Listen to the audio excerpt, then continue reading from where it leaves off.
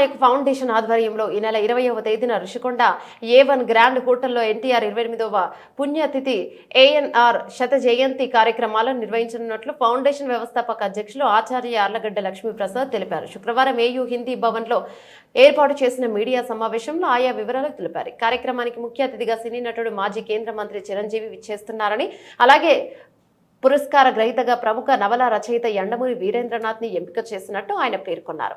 ప్రతి ఏటా ఈ పురస్కారాలను దేశవ్యాప్తంగా ప్రసిద్ధిగాంచిన ప్రముఖులకు అందించడం ఆనవాయితీగా వస్తుందన్నారు.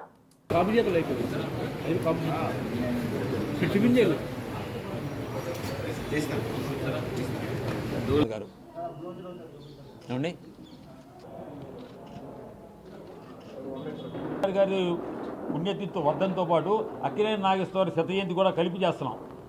ఇది విశేషం. లోక్నాయక్ ఫౌండేషన్ వార్షిక పురస్కారం రేపు A1 గ్రాండ్ ఋషికొండలో జరుగుతుంది. ప్రతి సంవత్సరం గత 19 సంవత్సరాలుగా ఎన్టీఆర్ గారి వర్ధంతి రోజున ఈ పురస్కారాలు ఇవ్వటం మాకు ఆనవాయితీగా వచ్చింది. ఈ సంవత్సరం శనివారం వచ్చిందని చెప్పని 20వ తారీఖు మార్చాం. దీంట్లో వార్షిక సాహిత్య పురస్కారం 2 లక్షలు, జీవన సాఫల్య పురస్కారం 50,000 చొప్పున ప్రదానం చేయడం జరుగుతుంది. ఈ సంవత్సరం ఈ సాహిత్య పురస్కారం యండమూరి వీరేంద్రనాథ్ గారికి ఇవ్వడం జరుగుతుంది.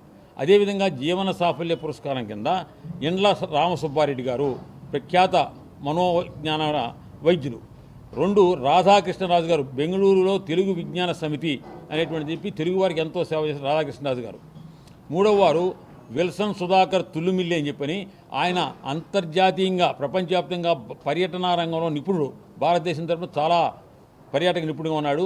ఆయన స్వయంగా కవి కూడా. అందుచేత వీళ్ళ ముగ్గురికి 50,000 చొప్పున జీవన సాఫల్య పురస్కారాలు, ప్లస్ యండమూరి వీరేంద్రనాథ్ గారికి 2 లక్షల రూపాయల సాహిత్య పురస్కారం జరుగుతుంది. ఈ సభకి ముఖ్య అతిథిగా చిరంజీవి గారు వస్తున్నారు.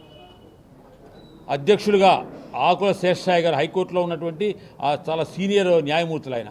తర్వాత విజ్ఞాన్ సంస్థల నుంచి లావు కృష్ణదేవరాయలు, రత్తయ్య గారు రావాల్సింది. రత్తయ్య గారు చైనా పర్యటన వలన వాళ్ళ అబ్బాయి లావు కృష్ణదేవరాయలు నరసరావుపేట ఎంపీ, ఆయన వస్తున్నారు. తర్వాత గంటా శ్రీనివాసరావు గారు. రేపు ఉదయం 10:30కి A1 గ్రాండ్లో ఈ సమావేశం జరుగుతుంది. దయచేసి అందరూ రావాల్సిందిగా కోరుతాం. ఇన్విటేషన్ కార్డులో 2వ పేజీలో ఉన్నాయి గతంలో ఎవరెవరికి ఇచ్చామనేది. ఎక్కడా కూడా ఆగకుండా ప్రతి సంవత్సరం ఎన్టీ రామారావుని వర్ధంతి చేస్తున్నటువంటి ఏకైక సంస్థ మాది. ఎన్టీ రామారావు వర్ధంతి, అదేవిధంగా నాకు ఇష్టమైనటువంటి ప్రియమైనటువంటి కవి హరివంశరాయ్ బచ్చన్ గారు, అమితాబ్ బచ్చన్ గారు తండ్రి. అమితాబ్ బచ్చన్ గారు ఇంకా సినిమాలో ప్రవేశించకముందే హరివంశరాయ్ బచ్చన్ గారితో నాకు సంబంధాలు ఉండేవి, ఉత్తర ప్రత్యుత్తాలు ఉండేవి.